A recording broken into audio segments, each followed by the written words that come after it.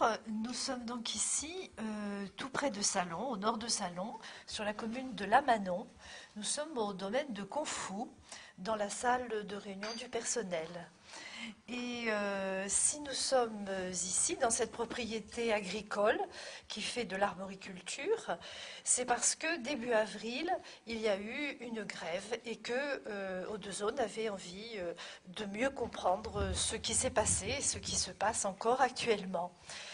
C'est aussi parce que il y aura d'autres reportages sur l'agriculture dans le nord des Bouches-du-Rhône, ou dans les Bouches-du-Rhône d'une façon générale. C'est un secteur qui est traditionnel et Odezone fera d'autres reportages sur les différents aspects de l'agriculture aujourd'hui dans notre département. Voilà, donc aujourd'hui, nous sommes donc au domaine de Confou et nous sommes avec Mounia Bouyag, qui est déléguée du personnel et déléguée syndicale et qui a été active pendant le conflit dont nous parlions tout à l'heure. Donc bonjour Mounia. Bonjour. Bonjour. On va donc peut-être commencer par présenter le travail qui se fait ici et le vôtre en particulier. Alors donc le domaine de Confou, je crois qu'il produit des pommes, Essentiellement des pommes. Essentiellement des pommes. Très bien. Et donc comment c'est organisé, combien il y a de salariés et puis quel est votre travail à vous-même? Alors ici, nous, on a une quarantaine de permanents. Après, c'est vrai que dans le milieu agricole, il y a beaucoup de saisonniers, surtout pendant la récolte. Nous, en plus, ici, on a la partie verger, on a la partie station. Donc, on conditionne le fruit. Donc, ça fait énormément de personnel en grosse saison, c'est-à-dire du mois d'août jusqu'en fin d'année.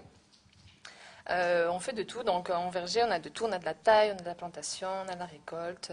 Le personnel qui est là est polyvalent. Et moi, mon travail, je suis plus en station. Moi, je suis contrôleuse qualité. Donc, moi, je veille à la qualité du produit, qu'on respecte bien les normes, qu'on soit conforme au cahier des charges des clients.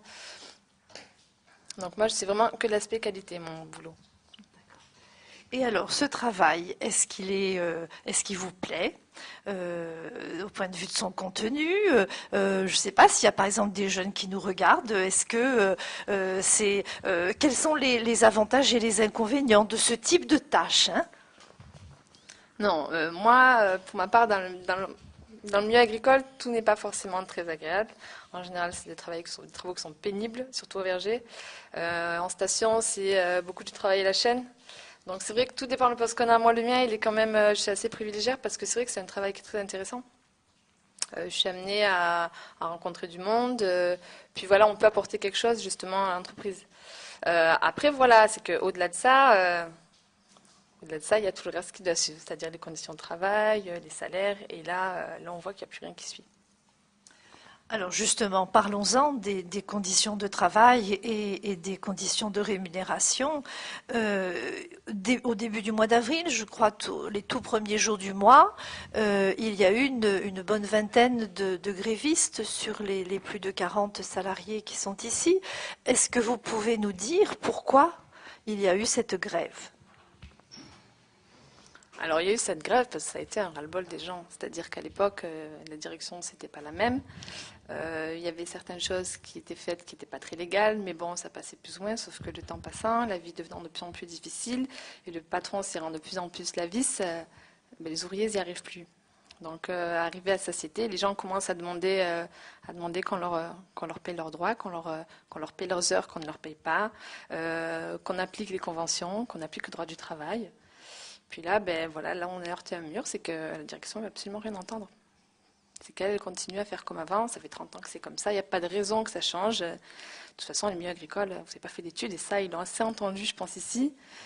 C'est que dans l'agricole, il ne faut pas espérer gagner grand-chose. Alors, est-ce que vous pouvez nous dire un peu plus précisément, il y a eu cette grève qui a duré, je crois, une dizaine de jours, et ensuite le travail a repris. Donc, qu'est-ce qui a fait reprendre le travail malgré les difficultés qui, d'après ce que j'entends, continuent? Un engagement du président, justement. C'est que nous, on a rencontré le directeur et le président, M. Chollet, et lui, il s'était vraiment engagé à apaiser le climat social, à engager des négociations sur d'autres points, à augmenter les salaires. Il attribuait une prime de 600 € à Prime Sarkozy pour ce mois-ci. Donc à partir du moment où nous on pensait qu'il y allait avoir un vrai dialogue avec la direction, qu'on allait pouvoir faire avancer les choses, nous, il n'y avait pas de raison de continuer la grève. Et alors, est-ce que plus concrètement, il y a eu quelque chose de signé? Ah oui, oui, nous on a signé un protocole. C'est-à-dire que ce jour-là, pour qu'il y ait reprise de travail, on a signé un protocole de fin de conflit. Donc il y avait certains points pour que la reprise du travail se fasse. Et nous, on a décidé de reprendre en jouant le jeu. Puis de son côté, la direction n'a pas suivi. C'est-à-dire qu'aucun point du protocole n'a été respecté. Donc, aucun point du protocole n'a été respecté à ce jour. Ça fait, si je compte bien, presque un mois ou même peut-être un petit peu plus. Qu'est-ce que vous comptez faire? Ou bien, quelles solutions vous envisagez? Des courriers. Je crois que pour l'instant, c'est voilà, on va s'adresser aux autorités compétentes pour qu'elles puissent intervenir et faire quelque chose. Et si ça va pas, ben on s'adressera au-dessus, hein, jusqu'à ce que quelqu'un finisse par nous entendre et que ça finisse par bouger, parce qu'il est hors de question que ça continue comme ça. Et par rapport aux autres, donc vous êtes, dans ce que vous dites, je suppose que vous êtes porte-parole de vos collègues qui étaient grévistes. Comment ça se vit dans la durée, ce conflit? Parce que ça ne doit pas être facile, même si on y tient, de continuer. Qu'est-ce qui vous motive? Quelle est la solidarité qu'il y a entre vous? Euh, Justement, c'est qu'on n'était pas très solidaires à la base ici. Et c'est que justement, dans tous nos problèmes, eh ben, on s'est retrouvés. On s'est retrouvés, puis du coup maintenant oui, c'est-à-dire que grâce à ça on est beaucoup plus solidaires. Donc maintenant on avance ensemble, on discute ensemble des problèmes, on essaie de trouver des solutions ensemble. Les décisions sont toujours collectives. Après voilà, les gens ne veulent pas laisser tomber. Donc moi à partir du moment où je vois des gens qui sont prêts à aller jusqu'au bout, qui veulent leurs droits, ben, si je dois être leur porte-parole et si c'est moi qui dois faire bouger les choses, eh ben, moi je suis prête à le faire. D'accord. Et est-ce que plus précisément, vous avez envie d'aborder les points précis sur lesquels vous voudriez des améliorations, ou bien est-ce que c'est d'une façon générale ce que vous avez dit tout à l'heure? Non, les salaires. Je crois que s'il y avait un point pour lequel, s'il y avait un point à résoudre et pour oublier tout le reste, c'était les salaires. Les grilles des salaires, mais c'est, quel que soit le coefficient ou la qualification, on touche quasiment la même chose. Donc quelqu'un qui est au SMIC ou quelqu'un qui est chef d'équipe, il touche quasiment la même chose. Donc il y a un lissage des salaires. Euh, les gens ne peuvent pas continuer à travailler comme ça. Ici, qu'on vient de débarquer aujourd'hui ou que ça fasse 30 ans qu'on est là, on touche la même chose. Donc je ne vois pas comment on peut motiver les gens à venir travailler dans l'agricole ou comment on peut motiver son personnel à s'investir et à travailler quand on ne le récompense pas et quand on voit qu'il n'y a aucune différence entre les qualifications. Et y compris, comme vous dites, s'investir dans l'entreprise et faire son possible pour que tout marche bien. Ça va aussi par une reconnaissance du travail. Et en dehors de ça, on a évoqué les conditions de travail. Est-ce que là-dessus, vous voulez donner plus d'éléments?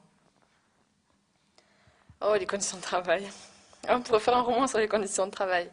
Conditions de travail ici, alors dès qu'on arrive au verger, alors il y a les problèmes des traitements phyto, des combinaisons qui ne sont pas adaptées, des délais qui ne sont pas respectés, on n'est pas au courant des produits qui sont utilisés, les tracteuristes ne sont pas forcément formés ou informés de ce qu'ils font, ils utilisent des produits toxiques alors que c'est dangereux pour leur santé, mais personne n'est informé. Quand on apporte des textes de loi, la direction refuse de les entendre, on nie toujours tout ce qu'on apporte, donc non, c'est que moi j'ai l'impression qu'on est des insectes ici.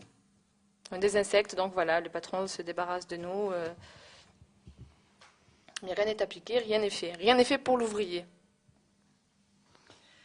Et quels appuis donc vous trouvez pour ce combat? Donc vous nous avez parlé de courriers que vous alliez faire.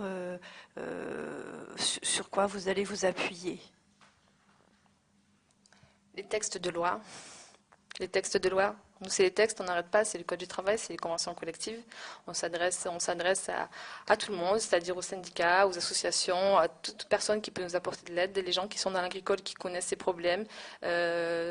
On a rencontré énormément de monde ces derniers temps. On a vu d'autres ouvriers d'exploitation agricole qui ont réussi à obtenir gain de cause et qui aussi avaient les mêmes problèmes que nous. Donc, il ne faut pas dire que c'est impossible. Après, le patron, oui, il veut rentrer dans ses coûts. Lui, c'est la compétitivité. Moi, la compétitivité, c'est pas elle qui va me nourrir à la fin du mois. Donc, voilà, le patron, il avance. Il faut qu'il avance avec ses ouvriers.